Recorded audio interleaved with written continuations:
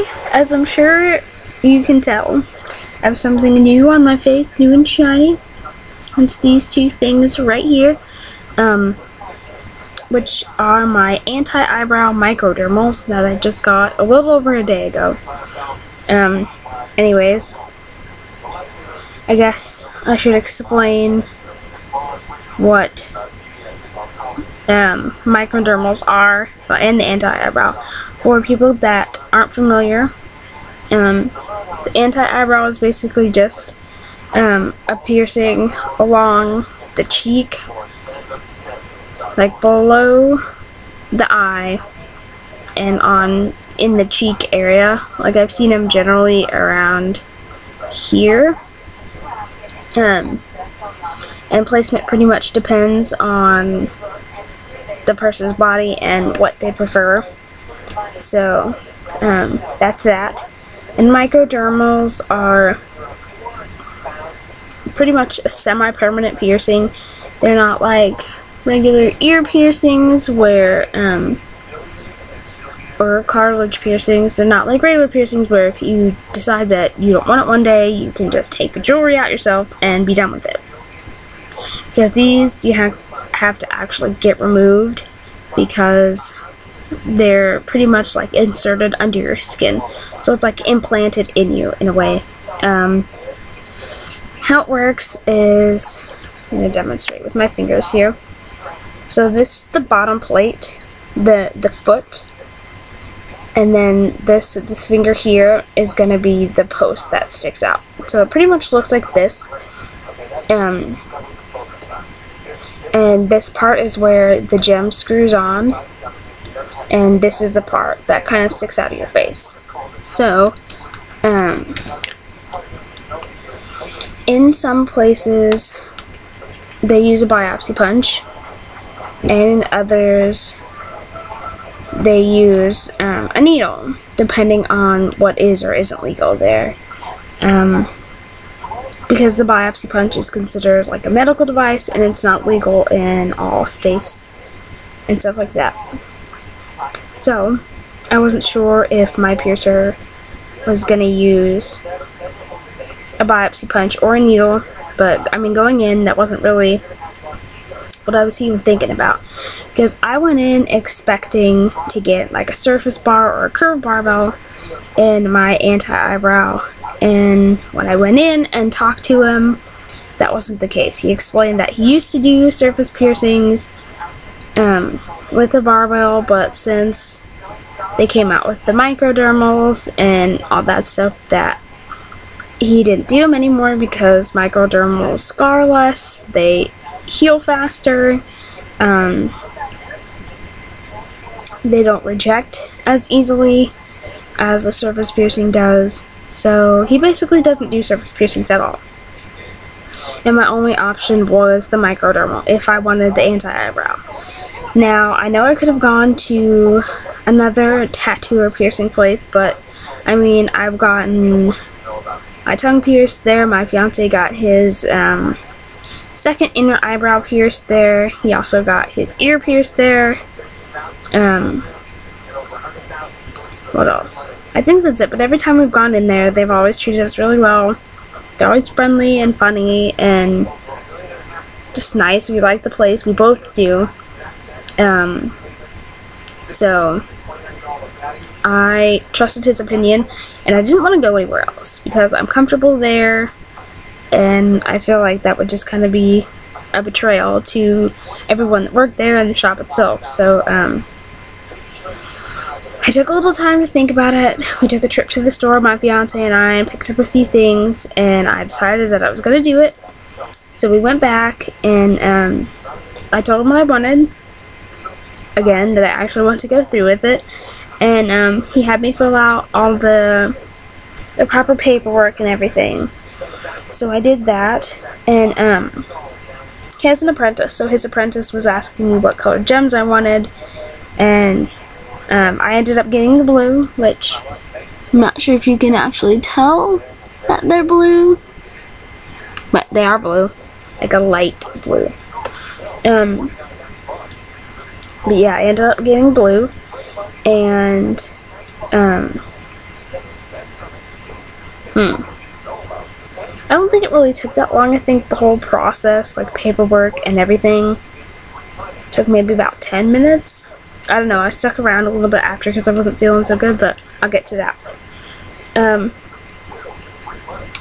Anyways, so after I filled out the paperwork, we all went back to the little piercing room or whatever, and he was setting everything up and asked me what side I wanted it on. I told him I wanted it on my left side, so he situated the room to accommodate with that, and I sat up on the little table and I just looked straight ahead, and he took a toothpick and marked on my face kind of like 2 little X's where the dermals would go, and we played around with the marks a little bit, and I finally decided on this placement right here, and I was like, okay, this looks good, so I'm ready to go.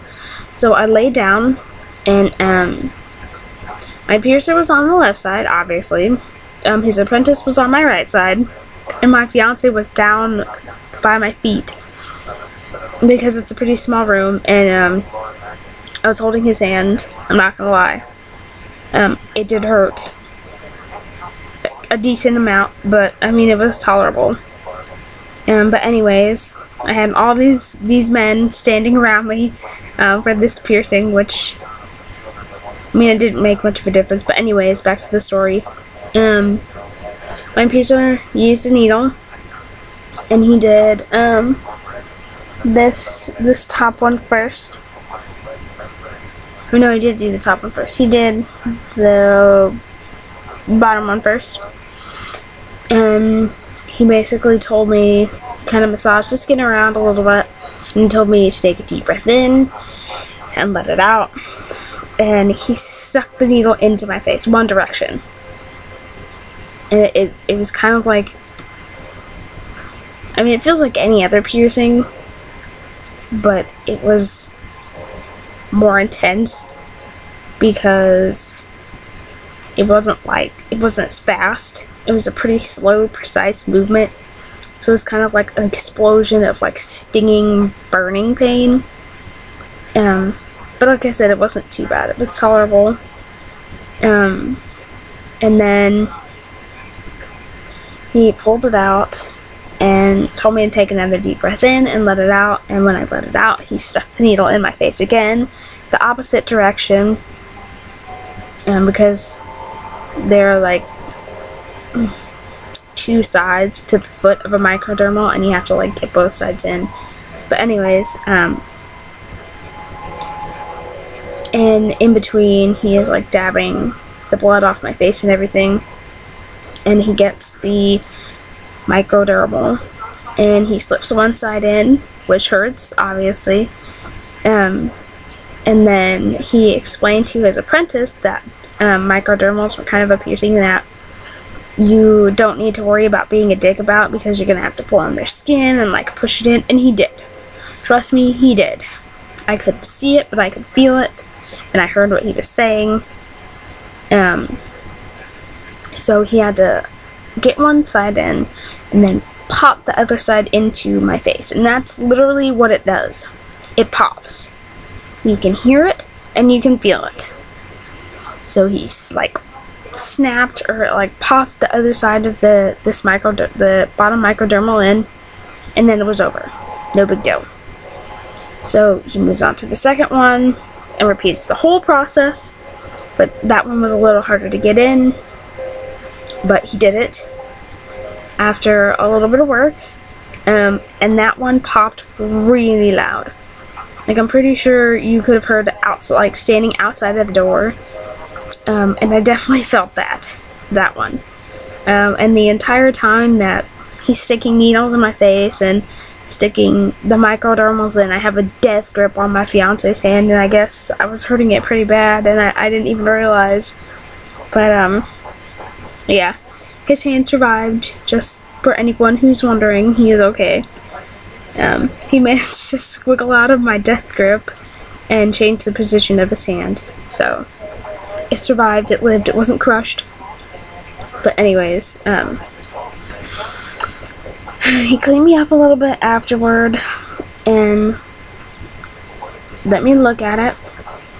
And then he folded up a paper towel and put some medical tape over it just to cover both of the dermals, and said that it would kind of help soak up any blood that came out after, and it would kind of help them settle in and keep me from getting them caught on anything.